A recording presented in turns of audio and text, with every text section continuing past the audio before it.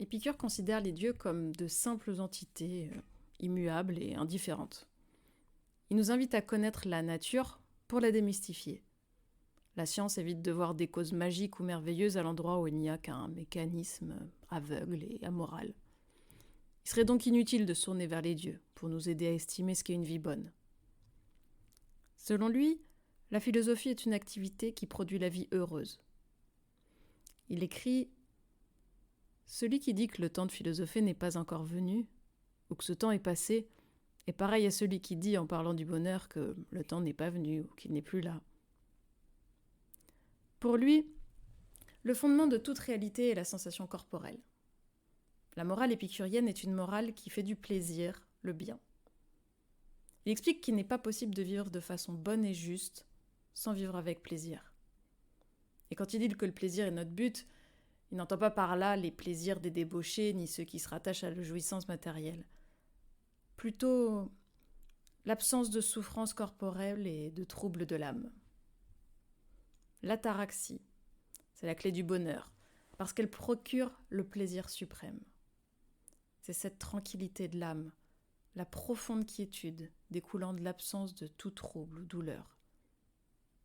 Cette pensée ne recommande pas l'ascétisme s'il a des conséquences nuisibles. Mais c'est en connaissant ses propres limites qu'on peut éviter l'excès qui apporte la souffrance.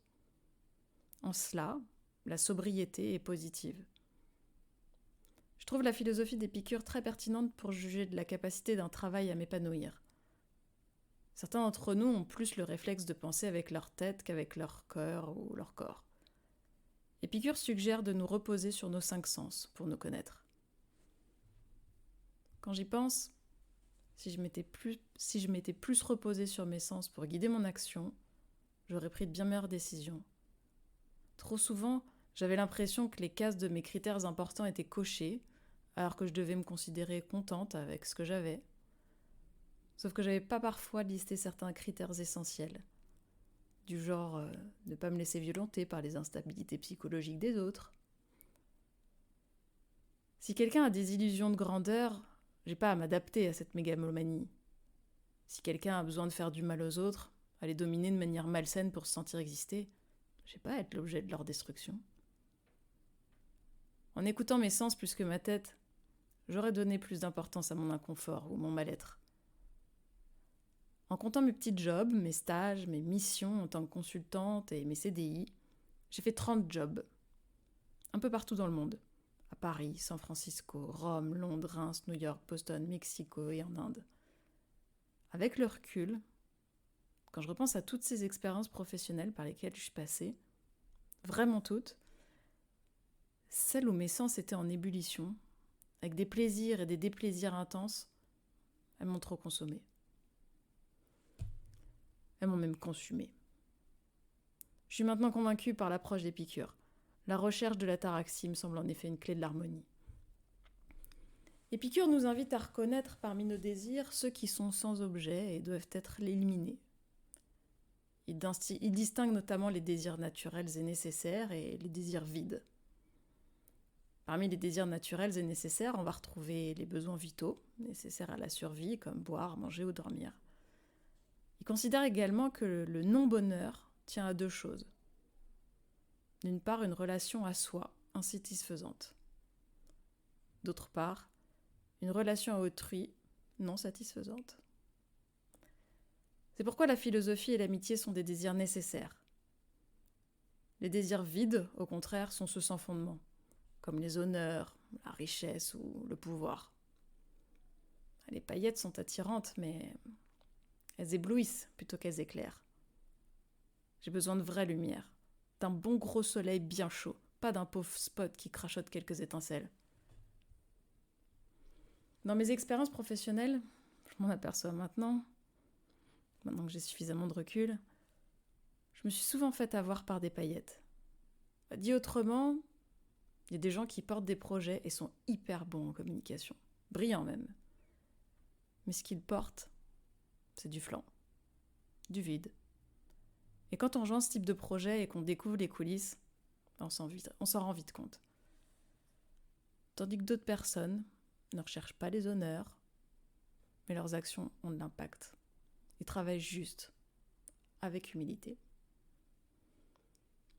Avec le temps et les déceptions, j'ai appris à ne pas me laisser éblouir par des paillettes et à reconnaître la vraie lumière. Je crois que nous choisissons nos études et notre carrière de manière aberrante. Je me souviens d'un guide des métiers qu'on nous avait donné en école de commerce, dont un des critères était prestige. À une petite fille, on va lui demander « Qu'est-ce que tu veux faire plus tard ?»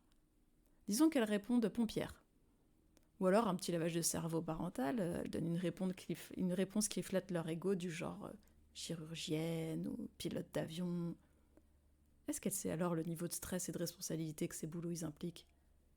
Les sacrifices par rapport à la vie de famille? Ah, bien sûr que non. Par exemple, moi, je suis ultra admirative de mes amis artistes. Qu'ils ou elles soient peintres, écrivains, acteurs, musiciens. Je vois bien qu'en plus de leur talent, ils et elles ont quelque chose qui les pousse tellement fort vers la création que c'est impossible de l'ignorer. N'empêche qu'à mes yeux, ça demande un courage extraordinaire de se lancer. Quitte à devoir faire un travail alimentaire pour donner de la place à leur travail artistique. Et j'ai pas envie de faire un métier ultra stressant, même si c'est magnifique de sauver des vies. Alors je crois qu'il faut faire des choix à l'envers de nos habitudes. Se demander avant tout comment je veux me sentir. Moi, j'ai envie de me sentir sereine. Alors si j'adopte l'éthique épicurienne, l'ataraxie doit être mon objectif. Un équilibre atteint par un plaisir stable. Éviter les passions ravageuses pour s'épargner les abîmes qui les suivent le plus souvent. Tout comme chaque drogue procure un bien-être intense, inévitablement suivi d'une descente. Il faut donc essayer de contrôler les causes d'émotions trop extrêmes. Au travail, typiquement, une intensité trop importante sur la durée me brûle les ailes. Il y a un sentiment jouissif à être à 200%, mais ça mène au burn-out. Tout comme dans l'autre sens, le fait de s'infliger un travail trop pénible finit par nous détruire. Un travail pénible, c'est pas un rôle aliénant dans une usine de montage, nécessairement. J'ai vu des amis devenir fous à cause de collègues qui les insupportaient, de règles absurdes, d'un contexte malveillant, d'injonctions contradictoires, de missions qui violaient leur éthique et de manque de sens dans leur travail. À plus court terme, les bonnes résolutions au début d'année me semblent tout autant à côté de la plaque. En général, on se fixe un objectif concret, du genre faire du sport tous les jours, alors qu'on devrait, je crois, s'y prendre dans l'autre sens et commencer par se demander comment je veux me sentir. Disons que je veux me sentir fière de moi, par exemple. C'est vrai que si je fais du sport tous les jours, je serais hyper fière de moi. Parce que la dernière fois que j'ai fait du sport 1 fois par semaine, c'était il y a 5 ans. Et ça a duré que 5 mois. En fait, faire du sport tous les jours, c'est une résolution complètement utopique. Du coup, parce que c'est couru d'avance que je ferai pas de sport tous les jours, ce qui a de bonnes chances d'arriver, c'est que chaque jour, je me dise que je suis nulle, que je m'y suis toujours pas mise. C'est mal parti pour être fière de moi. L'absence de douleur physique et psychique permet d'atteindre une vie bien heureuse, d'après Épicure. Il est certain que le corps est un formidable repère quand on sait l'entendre. J'ai par exemple constaté avec le temps une troublante corrélation entre les perturbations de mon corps et mon bien-être psychique. Épicure nous encourage à éviter des troubles physiques négatifs. Et dans l'autre sens, je crois qu'il faut entendre parfois aussi les grincements exprimés par notre corps, comme des appels au changement. On somatise tous plus ou moins subtilement. Chacun, chacune possède une connaissance de soi qui permet d'évaluer quand le contexte ne va pas. Il faut alors réagir pour rétablir l'équilibre si on le peut. Ne pas désirer est une solution préconisée par l'épicurisme. On devrait rejeter la société de consommation, par exemple, puis sans fond de jouissance effrénée. Les désirs vains ne connaissent pas de limites et sont donc par essence des sources de malheur. Un désir peut être naturel mais pas nécessaire. Par exemple, me vêtir et manger sont naturels, mais me délecter dans des restaurants 3 étoiles 2 fois par jour et ne m'habiller qu'en Chanel n'est pas nécessaire. Ces désirs seraient alors vides par excès et dérèglement. Et s'ils n'étaient pas satisfaits, ils engendreraient le manque, et donc la souffrance. Imaginons que je sois soudainement ruinée, l'absence de ces plaisirs me deviendrait alors intolérable. Il y a également les besoins non naturels et non nécessaires. Le monde de la tech en est un fournisseur conséquent. 80% des adultes se perdent au moins 3 heures cumulées par jour devant un écran en dehors de leur activité professionnelle. Les commérages sociaux sur les applis et les séries et les séries nous volent ainsi du temps avec nos proches et du temps de sommeil. Sans parler de désagréments de se sentir fatigué et irritable. Épicure nous dit que le plaisir est recherché comme fin de l'action.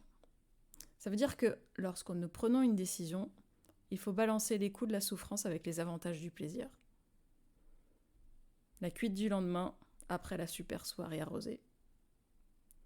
Netflix a par exemple été montré du doigt pour contribuer à la baisse de la sexualité. Le PDG de TF1 avait expliqué que son métier était de vendre du temps de cerveau disponible. Le PDG de Netflix a lui indiqué qu'il était en concurrence avec le sommeil. Alors d'après Épicure, à la question « Est-ce que je regarde encore un épisode ?», il faut répondre en se demandant si le plaisir procuré dépasse le déplaisir. Être irritable et avoir du mal à se concentrer le jour suivant, ou encore faire l'amour de moins en moins souvent avec son partenaire. Est-ce que ce sont des souffrances qui sont plus ou moins importantes que le bout de plaisir en plus que j'ai à regarder encore un épisode ? Et c'est pareil avec le travail. Je peux par exemple avoir une liste de 5 critères principaux pour juger si un travail me convient. Est-ce que je gagne un bon salaire ? Est-ce que ce que je fais, c'est intéressant ? Est-ce que mon travail a du sens ? Est-ce que le temps de trajet est rapide ? Est-ce que les collègues sont sympas ? Disons que pour les 4 premiers critères, ça se passe bien et j'ai une jauge remplie à 100%. En revanche, je travaille avec un pervers narcissique qui détruit ma santé mentale et la jauge du dernier critère est à 10%. Est-ce que je me dis que je peux pas me plaindre parce que mon job est bien payé, intéressant, qu'il a du sens, que j'y suis en 20 minutes le matin et qu'il y a 2-3 collègues sympas ? Si je fais la moyenne de mes jauges, elle est à 82%, c'est hyper bien. Sauf que la vraie mesure, d'après Épicure, est celle de mon plaisir et de ma souffrance. Et si je redoute chaque jour d'aller au travail à cause d'une personne malveillante, c'est que ce travail ne me convient pas. En réalité, ce que j'ai découvert, c'est que pour juger un travail, il ne faut pas regarder la moyenne de nos critères, comme on a tendance à le faire. Surtout pour juger d'un nouveau job potentiel. Non, la mesure à prendre en compte, c'est celle de la jauge la plus basse.